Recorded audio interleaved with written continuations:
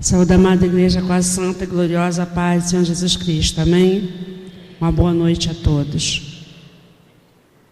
Eu pensei até que eu fosse chegar aqui um pouco mais tarde, né? O pastor já me chamou, falei, meu Deus, já ia me esconder ali.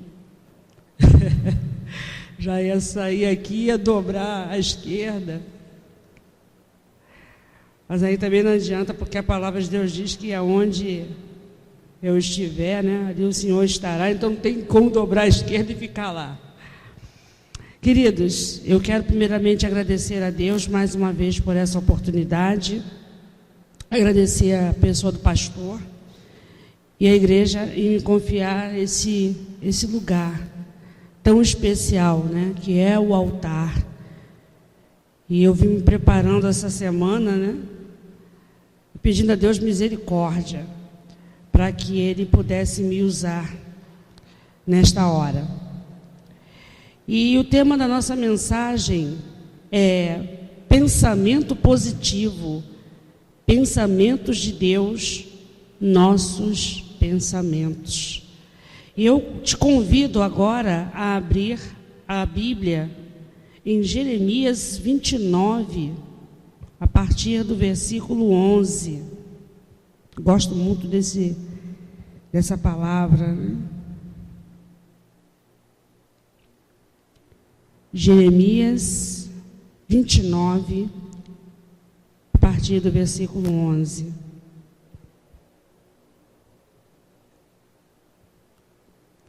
Amém?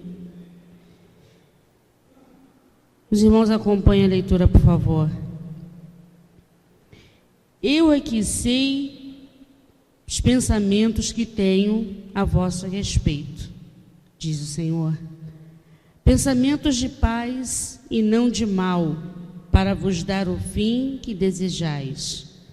Então me invocareis, passareis a orar a mim e eu vos ouvirei.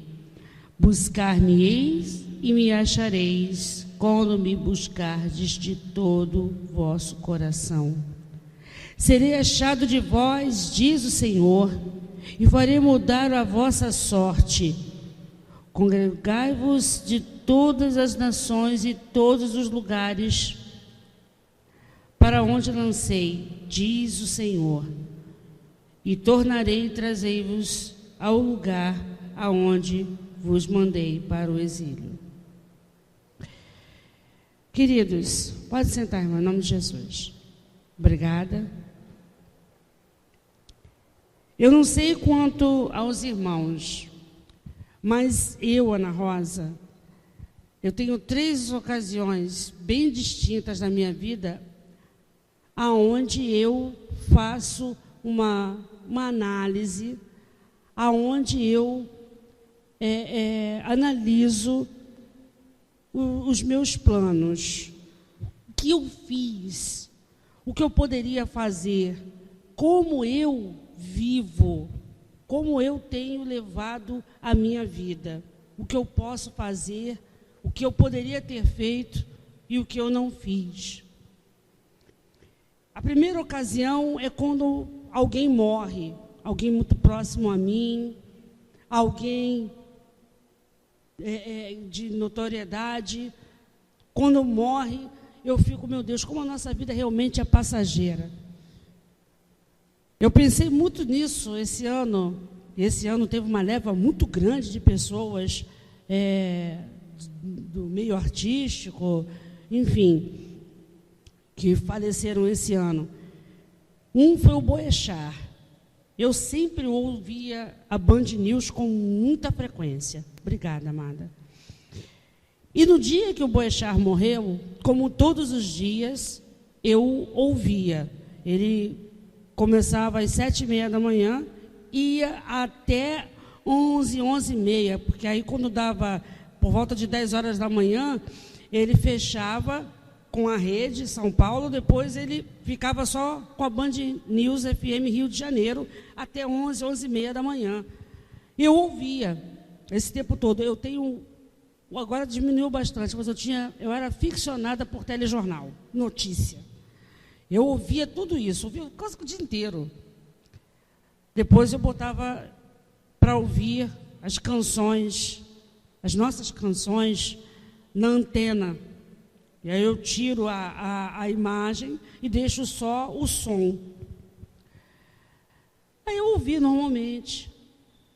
Fui fazer as minhas coisas, fui buscar meus filhos na escola, e na hora do almoço, estava almoçando, e aí entra o jornal, a Sandra Nenberg falando que havia caído um helicóptero no Rodoanel de São Paulo, mas não tinha dito nada. Depois foi para o intervalo, quando voltou, ela voltou a falar e já dizendo que o helicóptero não tinha sobreviventes e que o único passageiro era o Ricardo Boechat. Ele foi talvez a única pessoa que me fez sentir isso. Eu senti como se tivesse perdido alguém muito próximo a mim. Aí eu na mesma hora eu gritei, não, esse é um engano. Aí eu corri para a cozinha e liguei o rádio, que já estava lá na Bandeirantes, né, na Band News, e era verdade. Eu me senti como se tivesse perdido alguém.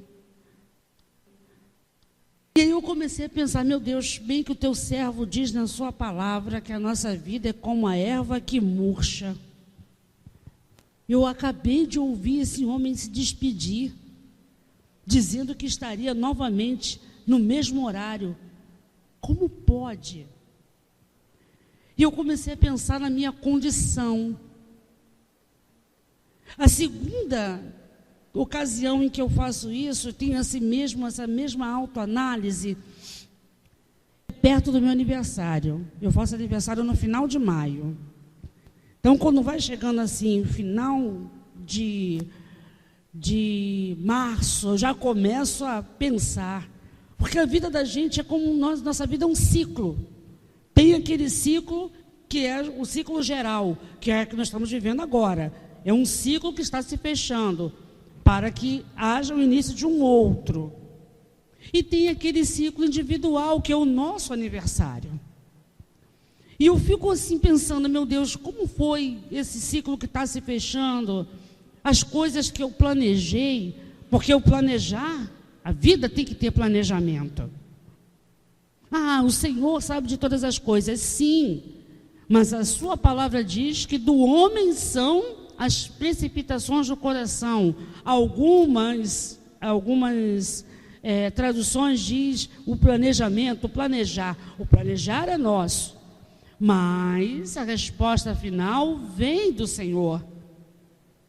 Uma pessoa que não planeja, ela fica andando em círculos, ou como um barco à deriva que vai sendo levado sem direção. E aí eu vou lá e faço uma lista, boto lá, meu Deus, eu não me movimentei nisso, eu me dediquei muito naquela ali, e isso aqui ficou desguarnecido. E a última é essa época do ano, né, que nós olhamos para trás, 12 meses se passaram, e o que eu consegui construir, o que eu pretendo construir nos próximos anos. Queridos, nós estamos vivendo o momento da virada. Mas se nós não tivermos uma tomada de decisão, será apenas a mudança de um calendário. 2020 é consequência de 2019, 2018, 2017. Se não houver uma tomada de decisão, ficará tudo como sempre foi.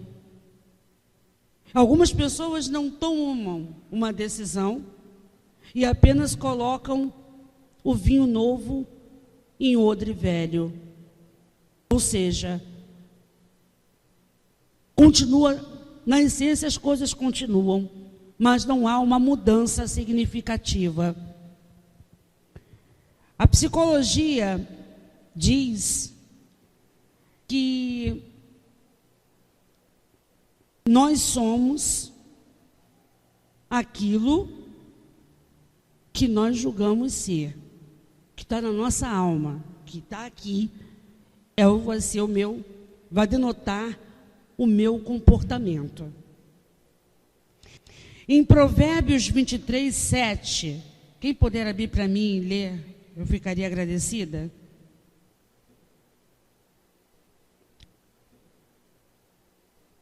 Provérbios 23, 7.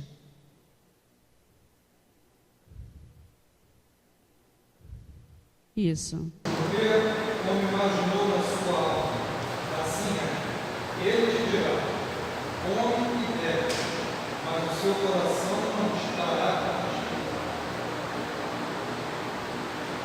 Os psicólogos, eles ensinam que a maneira como nós pensamos sobre nós afetam as nossas emoções, a capacidade de nos relacionarmos com os nossos semelhantes. Pensar positivamente permite um aumento da felicidade e do sucesso na vida. Filipenses 4, 11 e 13, por favor. Não digo Cristo como por necessidade, porque já aprendi a contentar-me com o que tenho. Posso todas as coisas naquele que me fortalece. Amém. Queridos, esses versículos, eles reforçam. A Bíblia diz também que o coração alegre lhe formoseia o rosto. Porém, não é apenas isso, certo? Não basta apenas nós pensarmos, porque por nós mesmos não conseguiremos. A nossa mente, ela é direcionada a captar apenas as coisas ruins, as coisas negativas. Portanto, sem a ajuda do Espírito Santo de Deus, nós não vamos conseguir ter forças para extrair o positivo das coisas, por mais negativas que elas sejam. Eu me lembro que em 2014, na semana da estreia da Copa do Mundo, estávamos vindo da casa da minha irmã em Marechal Hermes. Quando nós entramos na rua, o pastor Jorge, ele, talvez na rua onde nós moramos, ele seja a única pessoa que entra de ré para poder sair de frente. E aí, quando nós entramos na rua, estava um sol, estava frio, mas estava aquele solzinho bom, né? E aí, quando nós manobramos o carro, eu tinha tomado um remédio, estava meio sonolenta. Quando ele manobrou o carro, apareceram dois, como diz o jargão policial, dois miliantes. Ninguém percebeu que nós estávamos sendo roubados. Eles vieram, pararam do lado do Jorge. Eu só entendi o que estava acontecendo quando ele puxou o Jorge, porque o Jorge botou a carteira dele no porta-luvas e ele fez esse movimento apontando para o porta-luvas, querendo pegar a carteira. E aí o camarada foi, puxou ele para fora do carro, nisso a garagem escancarada. Aí o comparsa veio, parou do meu lado, levantou a camisa e eu só vi o cabo da pistola. Eu me lembro que era assim, algo como se o cabo tivesse raspado. E aí eu fui me dar conta do que estava acontecendo. Aí foi e falou, olha, se tem criança, tira. Aí eu tirei o Daniel. Daniel foi fácil tirar, porque ele estava só no assento de elevação, mas a Mariana estava na cadeirinha e me custou muito tirar, fora que o meu reflexo estava alterado. E aí ele foi, eu estava com um tablet, botei embaixo do braço, ele puxou o tablet e falou, o que é isso? É um tablet? Mas não vai levar mesmo. E aí ele tentou puxar a Mariana, eu não consegui tirar, e aí ele fez um movimento como que quisesse puxar a Mariana com cadeira e tudo, e foi a primeira vez que eu senti aquela coisa da mãe. Eu falei, ele pode me dar um tiro, ele pode até levar esse carro, mas ele não vai levar o carro com ela. Eu vou junto. E quando chegamos lá na delegacia, o inspetor ainda falou, me prometa que você não vai fazer mais isso. Eu não posso prometer. Posso até prometer se for só eu e ele, mas se estiver envolvendo os meus filhos, eu não posso te prometer. Eu posso tirar de positivo nisso. Eu poderia ter levado um tiro, minha filha poderia ter levado um tiro, mas o Senhor deu ordem aos seus anjos e não permitiu. 38 dias aquele carro ficou na rua, até ato profético eu fiz na minha garagem. Com o passar dos dias, ele já tinha perdido a esperança. Mas em meu coração não saiu um só momento. E aí no dia que o carro, todo dia eu olhava no pátio do legal. No dia que eu não olhei, ele chegou no trabalho, olhou, o carro estava lá. Quando ele chegou, ligou para mim. Ô, Ana, você está me ouvindo? Eu falei, fala, Jorge. Você já olhou lá no site do Pátio Legal? Não, Jorge, olha lá, o carro está lá. Eu tenho que arrumar o dinheiro para o reboque. Eu falei, não, Jorge, não vai ter reboque, não. Porque nas minhas orações eu falava com Deus, Deus, eu não quero carcaça, Senhor. Deus, eu quero, em nome de Jesus, o carro andando, porque ele saiu andando daqui. Vai ser andando que ele vai voltar. Eu não quero carcaça. Às vezes as pessoas vinham querendo me consolar. Deus tem um carro melhor para vocês. O meu interior, não. Ele pode até me dar um melhor depois que aquele voltar. Eu não aceito um outro carro agora. Eu quero aquele. E nós tínhamos tido 9 meses antes um outro que foi levado, que até hoje não temos notícias. E esse, de 36 parcelas, só tinha 9 pagas, sem seguro. Todos os dias eu clamava. Nós congregávamos em Madureira. Era com essas 2 crianças, carregando a casa nas costas. Uma vez eu entrei no ônibus, tinha uma mulher, parecia que estava endemoniada. Eu pensei, Senhor, eu poderia estar no meu carro. Só o Senhor sabe aonde ele está. Mas eu tenho certeza que isso tem dia para começar. Teve dia para começar, mas vai ter para acabar. Meu carro vai voltar, eu creio. Com o passar dos dias, a esperança de alguns iam passando, mas a minha ia se renovando. Até que o Senhor trouxe. E aí, quando chegou aqui em Guadalupe, que estava lá no Pátio Legal, coitado do pastor Jorge, só ouviu o suor brotando.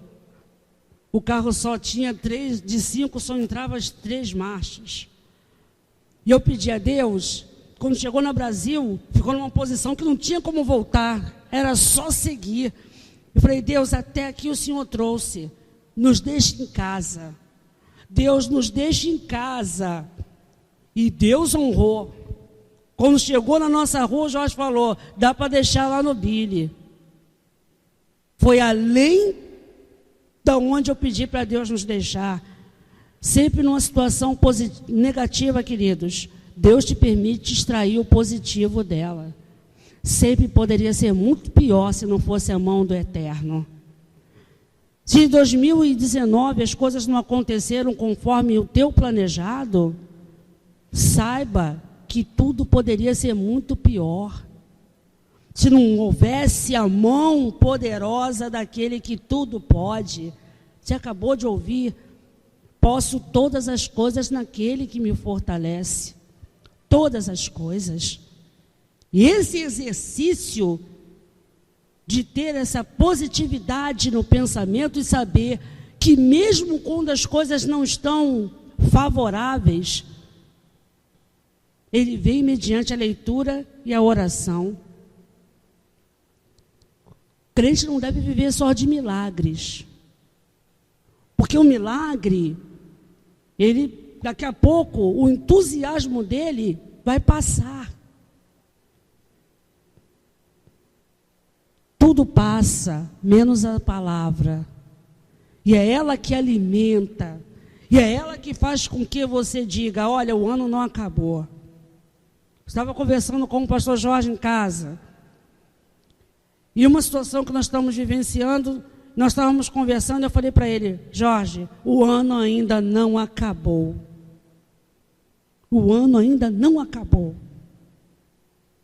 Queridos, quando eu fui diagnosticada com o meu problema de visão,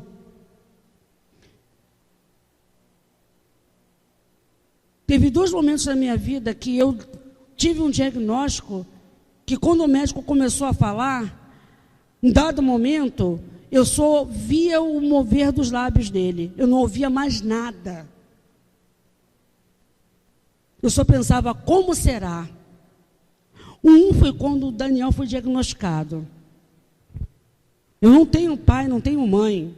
Minha irmã mora em Marechal.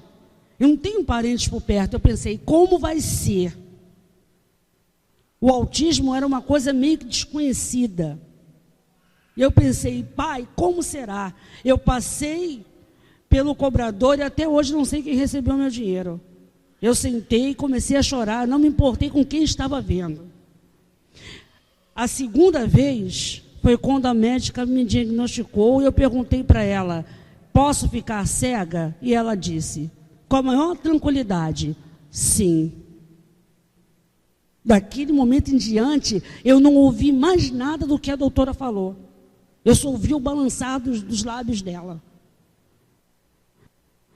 Mas depois do susto, amados, não teve um dia que eu não acreditasse que o Senhor fosse me curar.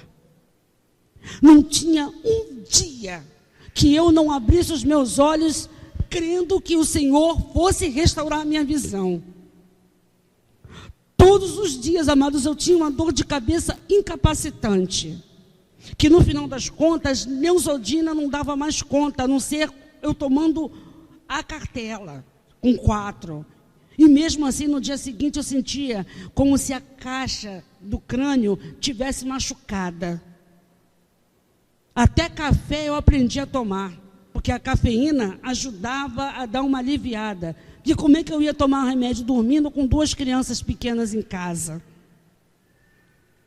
Mas não tinha um dia que eu não abrisse os meus olhos e dizia: Deus, é esse, é hoje. Daqui a pouco a visão ia embaçando, embaçando, embaçando. Eu falei: Deus, não é hoje, mas amanhã, se te aprouver, minha hora vai chegar. E assim foi. Aí eu fiz uma cirurgia em maio, no final de 2017. Como é que eu estava enxergando? Dos 2 olhos. Dessa distância aqui, eu enxergava o contar de 3 dedos. Quando eu fiz a cirurgia, que no dia seguinte tiraram o tampão, que eu comecei a enxergar, amados, eu não sei descrever o que eu senti. Eu só sabia rir e chorar. E depois eu comecei andando pela rua, isso foi lá em Belo Horizonte, igual criança que acabou de ser alfabetizada. Eu lia tudo, até bula de remédio.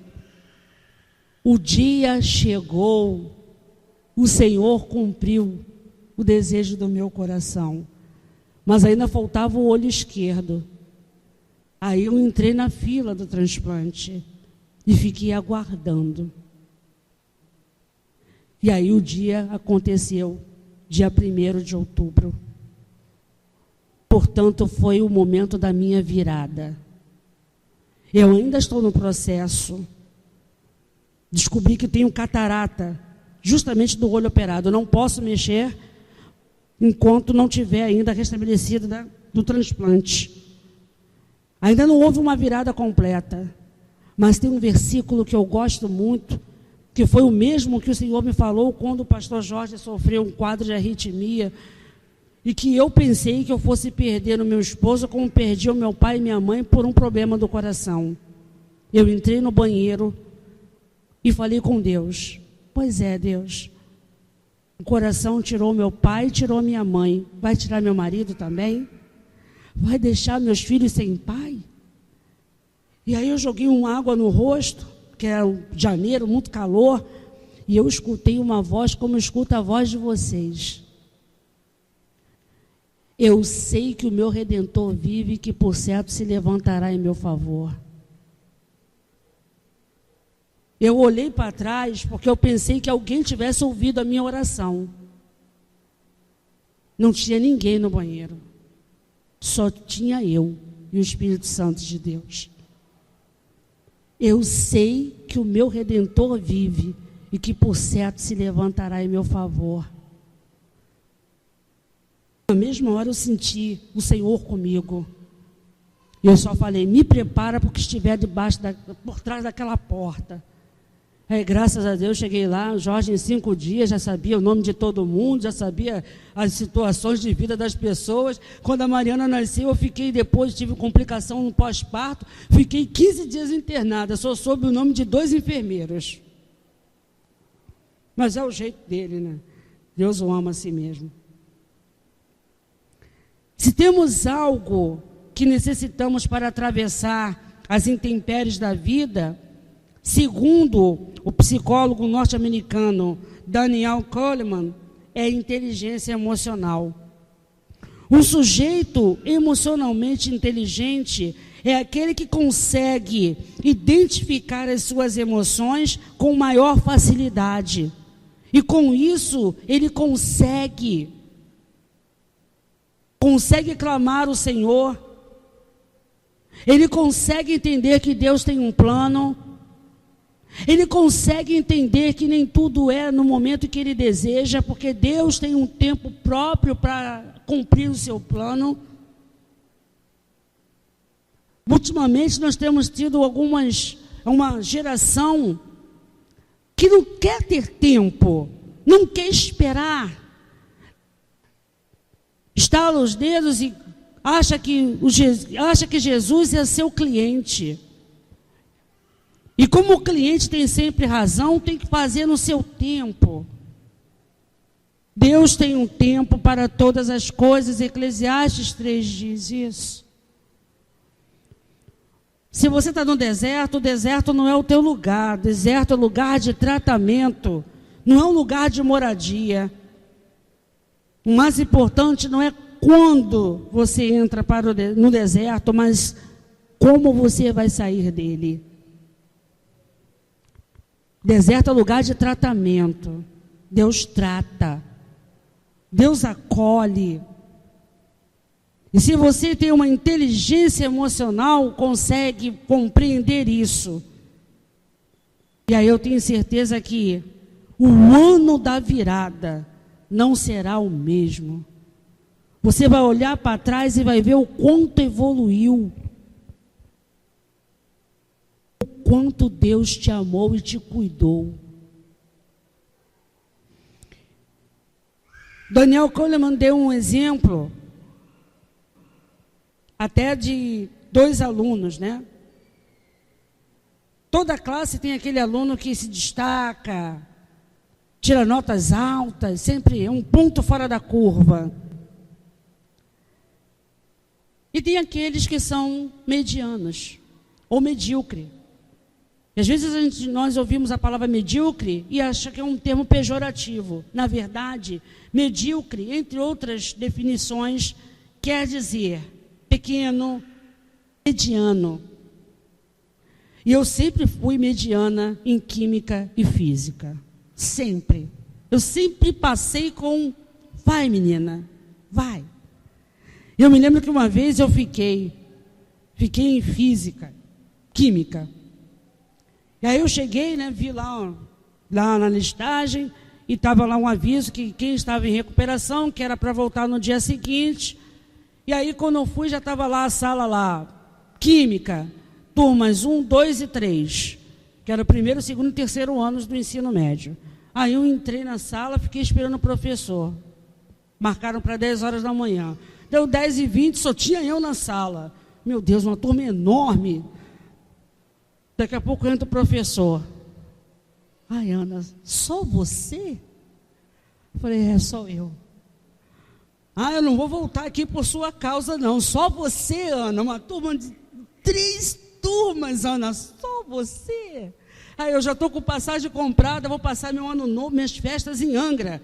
Faz o seguinte, pega um trabalho, faz esse trabalho, me entrega na sexta-feira, eu vou corrigir na sua frente. Saiba disso, porém, a sua vida depende disso. Se você pegar uma dependência, você vai ter que fazer esse ano e mais o ano que vem. Pensa na sua vida. Fui lá, fiz o trabalho, entreguei, graças a Deus eu passei. Mas eu sempre fui uma aluna mediana. Sempre. E aí Daniel Kahneman diz o seguinte, que desses dois alunos, certa feita, um encontrou com o outro depois do término do curso. E para surpresa, o aluno que sempre foi mediano estava numa situação muito melhor do que aquele que sempre foi o destaque em sala. E ele atribui isso à inteligência emocional. Veja bem, isso não é uma regra.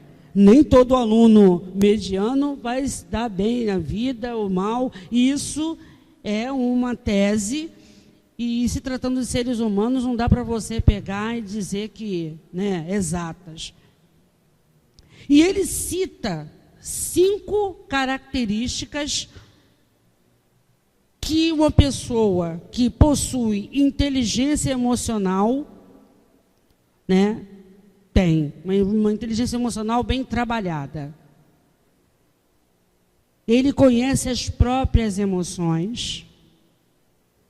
Ele controla as suas emoções. Tem uma automotivação. Possui empatia. E sabe se relacionar interpessoalmente. Hoje, mais do que nunca, a sociedade se tornou a sociedade do conhecimento. E não é só apenas a questão do QI. E como profissional de RH, eu posso dizer para vocês, que competência, habilidade e atitude deve fazer parte da vida daquele que quer que o ano da virada seja agora. 2020 só vai chegar em 31 de dezembro, à meia-noite. No papel. Mas, se você quiser ter um posicionamento, uma tomada de decisão que vai mudar a sua vida, como o pastor Jeremias Pereira diz, o que muda a sua vida é aquilo que você decide e faz. É o que muda a sua vida. Pode tudo estar dizendo para você que não, mas se o Eterno falou, vá. Para encerrar, tem uma ex-desportista, chamada Gabriele Anderson. Talvez eu falando o nome dela, você pode não se atentar. Mas quando você se lembra da Olimpíada de Los Angeles, com certeza, uma imagem que vem à sua mente, mesmo que você ainda não tenha nascido naquela época, é aquela imagem daquela atleta que entra cambaleando no Coliseu. Ela não tinha mais forças. Veio aquela equipe médica e ela só fazia assim com a mão, pedindo para que eles pudessem deixá-la cumprir aquilo pela qual ela se preparou, talvez mais de um ano. Ela estava preparada para passar a linha de chegada. E mesmo sem ter condições, mesmo quase não tendo mais forças, teve um dado momento que ela rateou, a equipe veio e segurou o Coliseu inteiro em pé. Ninguém se lembra quem ganhou aquela corrida. Eu não me lembro. Mas quando fala na Olimpíada de Los Angeles, a imagem que vem à minha mente é dessa desportista. 2019 ainda não acabou, a linha de chegada está ali na frente. Pode ser que você seja como aquela desportista, não tenha mais forças, mas saiba que nós podemos todas as coisas naquele que nos fortalece. E quando nós estamos pensando em desistir, às vezes os nossos próprios parentes dizem, deixa isso aí, depois você pega. Não desista, não pare. Deus está no controle. 2019 é um velhinho que já está com as suas 12, com a sua bagagem pronta, né? As suas 12 malinhas prontas para ficar na história. 2020, um ano novinho, com páginas em branco para Deus escrever através das suas mãos, das nossas mãos. Porque a palavra dele diz que, em outras palavras, que ele não tem outras mãos que não as nossas. Mas depende de você, porque todos os milagres que Jesus fez, nós fomos participantes ativos. Ele ressuscitou Lázaro, mas ele disse aos homens, tirai a pedra. Ele perguntou para aquele homem, que queres que eu te faça? Que queres que eu te faça? Ele não sabia o que ele queria, mas ele queria que ele tivesse participação. Qual vai ser a tua participação no milagre que você tanto espera? Qual vai ser a tua participação na virada? Qual vai ser a tua tomada de decisão? Do homem são as precipitações do coração, mas a resposta final vem do Senhor. Que 2020 seja um ano diferenciado nas nossas vidas. Que os propósitos de Deus se cumpram, mas que nós possamos ser como obreiros aprovados. Deus não vai entregar algo na mão de quem não sabe manusear. Minha filha ama cozinhar, eu já percebi isso. Mas quando ela vai para a cozinha querer me ajudar, eu procuro uma faca sem fio, para que ela não venha se cortar. Porque eu sei que ela não tem ainda a habilidade necessária para manusear uma faca. Assim é o Senhor conosco. Nós só vamos ter habilidade para manusear a faca afiada mediante a leitura, a oração e a busca. É o Espírito Santo que vai permitir que sejamos preparados para receber a bênção.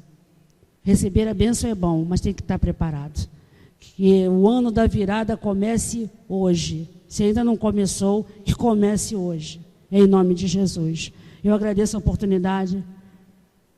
Espero que o que eu não pude alcançar, que o Espírito Santo de Deus possa estar ministrando em corações nesta noite. Podemos todas as coisas naquele que nos fortalece. Em nome de Jesus. Pastor.